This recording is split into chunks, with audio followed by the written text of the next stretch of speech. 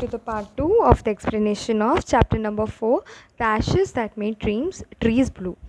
Now, in the same village, there lived a wicked old man and his wife, not a bit sensitive and kind, who had always kicked and scolded all dogs whenever any passed their house. और वही same गांव में एक चालाक old man और उसकी wife रहती थी. बिल्कुल भी सेंसिटिव नहीं थे, दयालु नहीं थे, उनको डॉग्स तो बिल्कुल ही नहीं पसंद थे. वो डॉग्स को मारते थे, स्कोल्ड करते थे. कोई भी अगर डॉग उनके घर के पास से निकले तो वो उसे मारते थे. Hearing of their neighbor's good luck, they coaxed the dog into their garden and set before him a bits of fish and other dainties. जैसे ही उन्होंने सुना कि उनके जो वो मुको ने उन्हें इतना सारा सोना दिलाया उनके ओल्ड मैन और ओल्ड वुमेन को, तो उन्होंने क्या किया, मुको को किडनैप किया. किडनैप करके वो उठाकर लेके गए, उसने गार्डन में बिठाया, उसके सामने मुको के सामने बहुत सारा ऐसे खाना रख दिया, फ़िश रख दिया और अलग अलग टेस्टी डिशेस रख दी. Hoping he would find treasure for him, ये सोच के कि अगर वो इतना सब कुछ मुको को देंगे तो मुको उन्हें भी सोना ढूंढ कर देगा. But the dog been afraid of the cruel pair would neither eat nor move. Dog को पता था, मुको को पता था कि ये लोग अच्छे नहीं हैं, तो वो उनसे डर रहा था, तो वो ना खा रहा था ना वहाँ से हिल रहा था. Then they dragged him out of doors, taking a spade and hoe with them. No sooner had the dog got near a pine tree growing in the garden than he began to paw and scratch the ground, as if he mighty treasure lay beneath. और वो क्या करने लगे, मुको को खींच खींच के हर जगह ले जाने लगे अपने हाथ में स्पेड और हो पकड़ के. फिर मुको को समझ आ गया कि अगर उसको इनसे बचना है तो उसे वापस से वो एक्शन करना पड़ेगा. तो वो एक पाइन ट्री के पास खड़े रह के वो वहाँ पे डिग करने लगा और स्क्रैच करने लगा, जैसे कि उसके नीचे कोई सोना हो. Quick, wife, hand me the spade, ho, cried the greedy old fool as he danced with a joy. जैसे ही मुँह को ऐसे स्क्रैच करने लगा तो वो जो विकेड ओल्ड मैन था वो खुश हो गया. वो अपनी वाइफ को बोलते कि जल्दी से मुझे स्पेड दो, हो दो, और वो खुशी से नाचने लगा. Then the covetous old fellow with a spade and the old crone with a hoe began to dig, but there was nothing but a dead kitten, the smell of which made them drop their tools and shut their nose. वो जो कोविटेस greedy old man था और वो जो old women थी, वो spade लेके, old man हो लेके वो लोग चालू हो गए थे डिग करना, बट उन्हें उसके अंदर से कोई भी सोना नहीं मिला. सिर्फ और सिर्फ एक मरी हुई किटन मिली, जिसकी स्मेल इतनी बुरी थी कि उन लोगों को अपने टूल्स छोड़ के अपनी नाक बंद करनी पड़ी. Furious at the dog, the old man kicked and beat him to death, and the old woman finished the work by nearly chopping off his head with sharp hoe. They then flung him into the hole and heaped the earth over his carcass. इतना ज़्यादा उन्हें गुस्सा आ गया था मुको पे कि old man ने मुको को तब तक मारा जब तक वो मर नहीं गया. ओल्ड वुमेन तो इतनी गुस्सा थी कि उसने उसका गला तक काट दिया, और उन लोगों ने वहीं पर ही उसी गड्ढे में मुको को फेंक दिया और उसके कार्कस यानी उसकी डेड बॉडी के ऊपर उन लोगों ने मिट्टी डाल दी. The owner of the dog heard of the death of his pet and mourning for him as if he had been his own child went at the night under the pine tree. जैसे ही Muko के जो owner थे, old man और kind old women, उन्हें जैसे ही Muko के डेथ के बारे में पता चला तो उन्हें बहुत ही ज़्यादा दुख हुआ. वो लोग रात को गए भी सही वो पाइन ट्री के पास जहाँ पे मुको को गाड़ दिया गया था.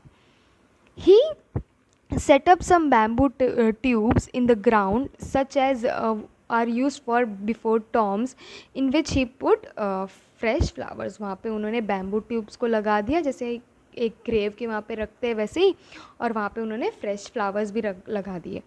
Then he laid a cup of water and a tray of food on the grave and burned several costly sticks of incense. उन्हें अभी भी ऐसा लग रहा था कि मुँह को अभी ज़मीन के बाहर निकल के खाना खाएगा. वो बहुत गहरे सदमे में थे. तो उन्होंने वहाँ पे एक कप पानी का रखा और एक खाने का ट्रे रखा और साथ ही साथ बहुत सारी अगरबत्तियाँ जलाई.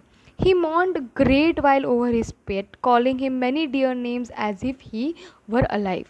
वो इतने ज़्यादा दुखी थे, वहाँ बैठ के वो बहुत रोए, अलग अलग प्यारे प्यारे नाम से उसे बुला रहे थे कि अभी भी मुझको ज़िंदा हो वैसे ही. That night the spirit of the dog appeared to him in a dream and said, "Cut down the pine tree over my grave, make it a mortar for you, rice pastry and a mill for your bean sauce."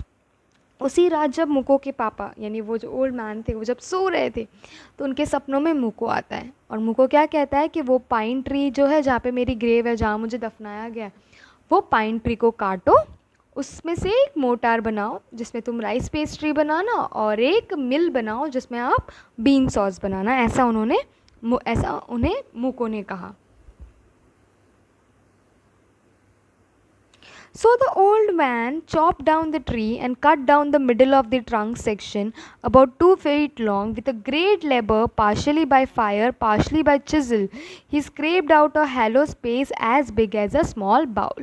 फिर old man ने next morning ही उस tree को काट दिया और उसके middle trunk से उन्होंने ऑलमोस्ट 2 feet लॉन्ग ट्रंक से बहुत ही मेहनत करके एक स्मॉल बाउल जैसा बना दिया। He then made a long handled hammer of a wood such as if use for pounding rice, और एक बड़ा सा हैमर बनाया हैंडल वाला जिससे वो राइस को पाउंड करेंगे। When a New Year's time drew near, he wished to make some rice pastry. जब न्यू ईयर का टाइम आने लगा पास तो उनका मन हुआ कि वो राइस पेस्ट्री बनाए। When the rice was all boiled, Granny put it into the mortar. जब राइस पूरी तरीके से बॉयल हो गया तो ग्रैनी ने उसे मोटार में रखा। The old man lifted his hammer to pound the mass into dough. और ओल्ड मैन ने हैमर लिया उसका डो बनाने के लिए। And the blows fell heavy and fast till the pastry was all ready for baking. अब वो pastry ready हो गई थी बेक के लिए। Suddenly the whole mass turned into the heap of gold coins. When the old man took the hand mill and filling it with the beans began to grind, the gold dropped like rain. और जैसे ही वो अभी bake करने रखने जा रहे हैं तो वो जो राइस का पूरा जो डो था वो पूरा का पूरा गोल्ड कॉइन बन गया। और जब वो बीन्स को डाल रहे थे वो मिल के लिए, तो जैसे ही बीन्स से ग्राइंड होके आते थे ना तो बीन पेस्ट बन के नहीं आते थे, वो क्या बन के आ रहे थे, गोल्ड बन के आ रहा था। Meanwhile, the envious neighbor peeped in at the window when the boiled beans were being ground. जैसे ही वो जो विकेड वुमेन थे जिन्होंने मुको को मारा वो लोग विंडो से देख रहे थे कि किस तरीके से सब कुछ सोने में बन रहा है। Goody me, cried the old hag as she saw each dripping of sauce turning into yellow gold, until in a few minutes the tub under the mill was full of shining mass of gold. वो लोग चौंक गए थे कि सारा कुछ सोने में बदल चुका है और थोड़ी ही देर में वहाँ पे बहुत सारा शाइन करता हुआ गोल्ड था। So the old couple were rich again. The next day, the stingy and wicked neighbor came and borrowed the mortar and magic mill. वापस से ओल्ड कपल रिच हो गए। वापस से दूसरे दिन वो जो विकेड नेबर थे आए और उन्होंने मोटार और मैजिक मिल को बोरो किया। They filled one with boiled rice and other with beans. उन्होंने एक में बॉइल्ड राइस रखे और दूसरे में बीन्स रखे। Then the old man begin to pound and the women to ground. Old man उसको पाउंड करने लगा और वुमेन बीन को ग्राइंड करने लगी। But at first blow and turn, the pastry and sauce turned into foul mass of worms. और जैसे ही उन लोगों ने करना स्टार्ट किया तो इस बार वो सोना नहीं बना, इस बार वो क्या बन गया, बहुत सारा वर्म्स बन गए वहाँ पे। Still more angry at this, they chopped the mill into the pieces to use as firewood. वापस से उन्हें बहुत गुस्सा आ गया, उन्होंने मोटार और मिल को टुकड़े टुकड़े कर दिए उसके और उसको एज अ firewood यूज़ करने लगे। Okay, so this was the part 2 of the explanation of chapter number 4.